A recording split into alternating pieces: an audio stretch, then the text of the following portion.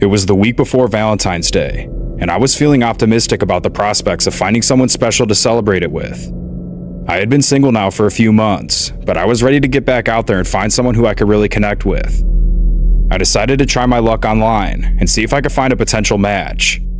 After doing some research, I signed up for some of the most popular dating sites and created my profiles. Within a few days, I had gotten a few messages from potential matches. One message in particular stood out to me. It was from a guy who had sent me a message asking me out for Valentine's Day. He told me his name was Josh and that he was a really successful attorney. He said he had recently rented a cabin in the woods outside of town and wanted to know if I'd be interested in joining him for dinner there on Valentine's Day. I was a little hesitant at first, but decided to give it a try. After all, what did I have to lose? I agreed to meet him at the cabin at 6 p.m. On Valentine's Day, I arrived at the cabin a few minutes early. Before I got out, I texted my best friend, telling her that I arrived at the date, even though she had my location that I shared with her. She forced me to make a deal with her that if I didn't text her every hour, then she'd call the police and come there. I agreed, knowing that she had my best intentions in mind. I was feeling a little nervous, but mostly excited. I took a deep breath and got out of the car. I knocked on the door, and after a few seconds, Josh opened it. He was even better looking in person. He gave me a warm smile and welcomed me inside. The cabin was beautiful. It was a large 2-story log cabin with a cozy living room and a beautiful fireplace. Josh had set the table for 2 and had prepared an incredible dinner. We had a great conversation and really connected. I still kept in touch with my best friend each hour and told her it was going really well. By the time dinner was over, it was almost 9 p.m. Josh suggested that we should take a walk and explore the area. I was hesitant at first, but he assured me that it would be safe. He seemed so sincere and so trustworthy, so I agreed. On the way there, my friend texted me, asking me why my location was moving out into the woods. I responded with laughing emojis and told her I was fine, but she seemed nervous. She asked me to update her in 10 minutes just to be safe, and although a bit annoyed, I agreed. We continued walking until we eventually reached a clearing in the woods. Josh told me that he had something special planned for us. He asked me to close my eyes, and when I opened them again, I saw that he had set up a picnic blanket and had brought a bottle of champagne. The area overlooked the snow-covered mountains, and it was a beautiful sight to say the least. At first, I was touched by his romantic gesture, but then I noticed something strange. He had a camera set up on a tripod, pointed directly at us. I asked him what it was for, but he just smiled and said it was part of the surprise. He had a pretty goofy sense of humor to him, so I didn't put it past him. As soon as we sat down, I mentioned him that I was already cold, but he reassured me and said we'd only be out for a few minutes. Josh popped the champagne open and poured 2 glasses for us. Before handing it to me, he pointed out to the other side of the mountain and said he camped up there earlier that winter with his buddies, so he was used to the freezing temperatures. I was impressed, knowing I wouldn't last out there for more than an hour. After talking about it some more, he handed me the glass, and we made a toast and started drinking.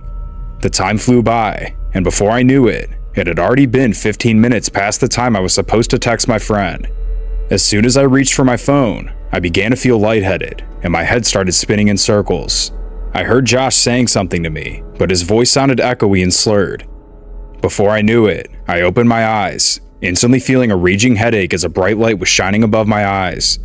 It blinded me to the point where all I could see was white, until my eyes finally started to adjust and I could make out my surroundings. I was in a hospital. I instantly started freaking out and screaming. A doctor came running into the room and explained everything to me. I was in absolute disbelief and shock. Tears formed in my eyes. She told me that I'd been drugged. I had so many questions, but I didn't even know where to start. That's when the doctor walked out of the room and my best friend came running in. She was also in tears and embraced me in the tightest hug. It turns out, Josh drugged my champagne while he was distracting me. He carried me all the way back to the cabin, until he saw my friend's car parked in the driveway. He dropped me on the ground and took off running. My friend called an ambulance and had me rushed to the emergency room. The police know who he is, and there's a warrant out for his arrest. We're just hoping that it's just a matter of time before he's caught. I still live in fear each day, knowing he's out there somewhere, with the entire happening recorded on his camera. This night really changed my perspective on people. I always thought I had a great judgment of character, but I was terribly wrong. My best friend saved my life that day, and I'll forever be grateful.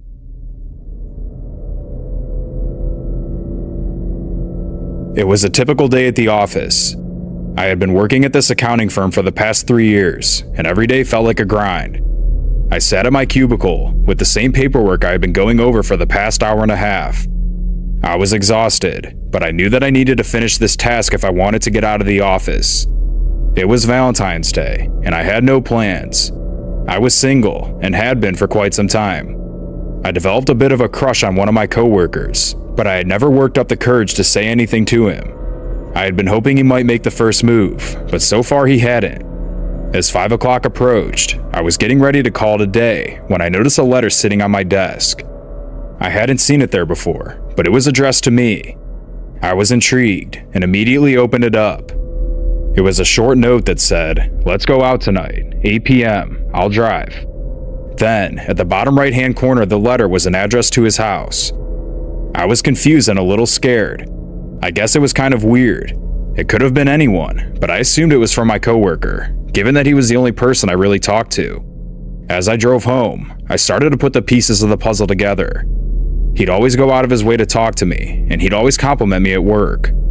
I had a pretty good feeling that it was from him, so I decided to take a chance and go to his house.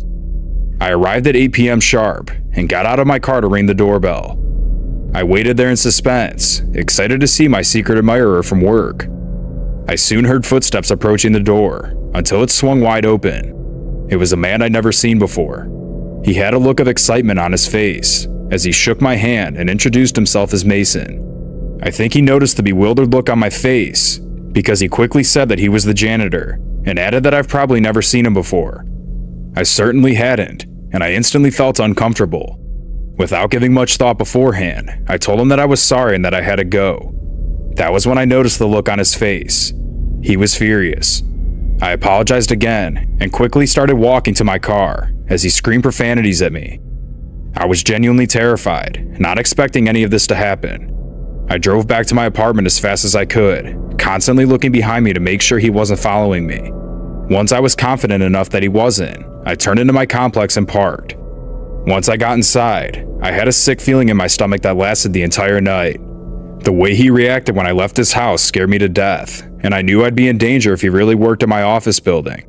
Well, the next day, I made sure to arrive at work a little late, trying to minimize my chances of running into him alone. As soon as I saw my boss, I asked to speak with him and sat down across from him at his desk. I explained everything to him, mentioning how the letter turned out to be from a man who claimed to be Mason. When I told this to my boss, his expression drastically changed to a worried look.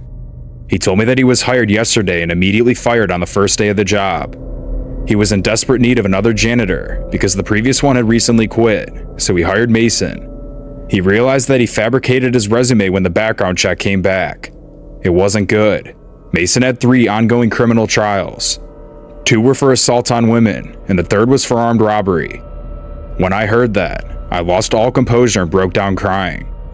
I was just feet away from him, alone at night, and I didn't tell anybody where I was going. Months later, I found out that Mason was guilty of all 3 accounts, and the crimes committed were horrible and disgusting. Looking back on everything now, I can't help but feel sheer regret. I made an impulsive decision to meet at the address, and it almost cost me my life. He pleaded guilty to each crime, so I realized that he knew he was already facing a lot of prison time, and most likely had something horrible planned with me that night.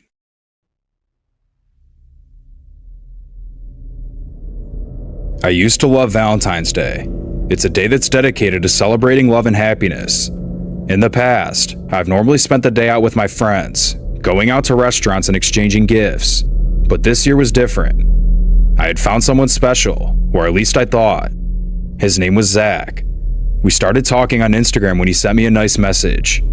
Within days, we exchanged phone numbers and were texting all the time, and I was really starting to like him. I almost felt like it was moving too fast, but it strangely felt natural. I felt like I had known him my entire life. The time flew by, and before I knew it, I realized that we chatted every day for at least 2 hours for the entire month. Although everything felt perfect, it wasn't. Zach lived in Florida, and I live in Texas. It wasn't ideal by any means, since we were both in school and would rarely have time to visit each other in person. Despite the difficult circumstances, Zach asked me out on the phone on Valentine's Day, and I said yes. I had been lonely for so long, and I finally felt like I found the one for me. Right before I hung up the phone, he told me that he sent a package that would be arriving that night. The hours leading up to that moment were full of anticipation. I was already super happy that we were dating, and was beyond excited to see what he got for me. That night, he texted me, telling me that the package was delivered and to go check the front door. I took no time to hesitate, so I got up to check. My jaw almost dropped to the ground when I saw a giant cardboard box sitting on my front porch. I couldn't believe it. I struggled as I dragged the box into my living room and grabbed a knife to cut it open. There, inside the massive box, was a giant teddy bear. It was the cutest thing I'd ever seen. My first thought was how thoughtful he was to have sent it all the way from his hometown to me. I was completely shocked, and I immediately picked it up and hugged it tight against my chest. I smiled to myself, feeling so lucky to have such an amazing boyfriend who cared about me. I carried it into my room and plopped him down on the bed next to me. I spent the rest of the night talking on the phone with Zach, talking and laughing with him the entire time. Up until this point, I never had the slightest feeling that anything was off with Zach, but that started to change when he called me just before I went to bed. Our conversation started off just like any other, and we chatted for a few minutes before he asked me if I wanted to play a game. I was kind of thrown off by the question, but I agreed, excited to see what he had planned. He explained how we'd ask each other questions, like what color is your room, and then we'd have to guess to see if we got it right. I started off by asking him what color my socks were, and he surprisingly guessed the color on the first try. They were blue. He asked me some questions, but I got most of them wrong. As it went on, I started growing suspicious of Zach. Although it didn't seem like it before, I was starting to get a weird feeling that something was off. Out of the several questions I asked him, he had gotten every single one right. I asked him about it in a joking manner, and he replied saying that he just knew and added that he feels really connected with me. It was a sweet thing to say, but something about it was rubbing me the wrong way, so I told him I was going to sleep since I had to be up early. I didn't want to automatically pass it off as something creepy. I guess a part of me was a little worried that we really did have that strong of a connection, and like I said before, it felt like it was all happening so fast. I've always struggled with anxiety, so I calmed myself down as I realized that I was just overreacting. The teddy bear was great for that, so I cuddled up with it in bed and fell asleep. Sometime during the night, I woke up to use the bathroom. I'm a light sleeper, and I usually wake up at least once or twice during the night. As soon as I came back to my room, I thought I saw a strange red blinking light coming from the teddy bear. I wiped my eyes and crawled back into bed, assuming I was just seeing things, given that I was half asleep. I pulled the teddy bear closer so that we were face to face, and I shut my eyes. Then, it happened again. This time, I was almost positive that I wasn't seeing things. My eyes fully opened, and I laid there, frozen, waiting for it to happen again to confirm my suspicions. And sure enough, I saw it. There was a light inside the left eye that would blink every 10 seconds or so. My groggy state quickly turned into a full-out panic attack.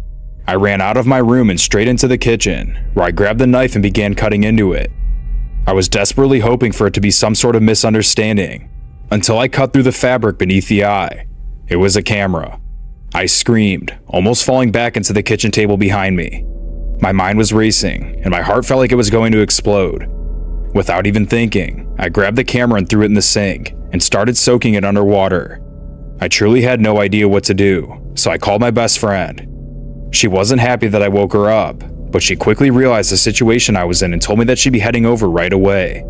When she got there, she couldn't believe it was true. She tried to calm me down and eventually called the police. By the time they got to my house, I was covered in tears and shaking, as I kept thinking how he'd been watching me the entire day and night. The police searched for fingerprints on the bear and tore it apart for any other evidence, but the camera was all they had, which I had already destroyed. They asked for Zach's social media accounts and phone number, which I gave them. When they searched for him online, his accounts were all deleted. The phone number was deactivated, and the police were at a dead end. Well, it turns out, I wasn't the only victim. A month later, the detective on the case informed me that this was happening in other states, where 3 other women came to the police with an almost identical story. Looking back, I feel so stupid for ever getting myself into a long-distance relationship with someone I'd never even met in person. I still get sick, thinking that Zach, or whatever his real name was, still has the footage of me in my bedroom, which used to be one of the few places I felt safe. I could tell from the way my friends and family look at me that they feel sorry for my naivety, but I'm just grateful that I found everything out sooner than later. The person or persons involved have still not been caught, and I honestly don't feel safe in my house anymore.